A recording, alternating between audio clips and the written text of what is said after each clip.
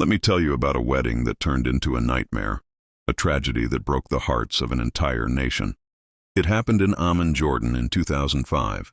That day, a family was preparing to celebrate the happiest occasion, a wedding. The bride, Nadia Al-Alami, and her groom, Ashraf Daas, were excited, and so were their families and friends.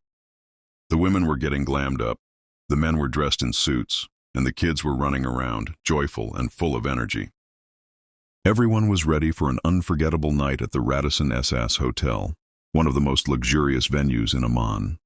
Originally, the wedding was planned for Ramadan, but the families postponed it until after Eid al-Fitr, setting the date for Wednesday, November 9th, 2005, not knowing they had chosen the same date that others had chosen for destruction. As the celebration began, music played, people danced the Jordanian dabke, and the atmosphere was full of life and happiness. At 9:30 p.m., the bride and groom walked toward the entrance as rose petals were thrown at them. Then, out of nowhere, a deafening explosion. Two suicide bombers had entered the wedding disguised as guests and detonated their vests among the crowd. Ashraf, the groom, later said the last thing he heard was the singer thanking the guests before everything turned black. The ceiling collapsed. Screams, smoke, dust, blood. The bride's white dress turned black, soaked in blood. The groom's suit was torn. Chaos. Bodies on the floor. Everyone thought it might be a gas leak or a plane crash, but it wasn't. It was an act of terror.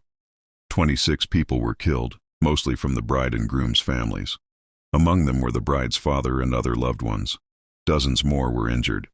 One of the musicians later recalled seeing a suspicious couple, a man and a well-dressed woman standing off to the side, looking tense and out of place. Seconds after he looked away, boom! The explosion tore through the hall.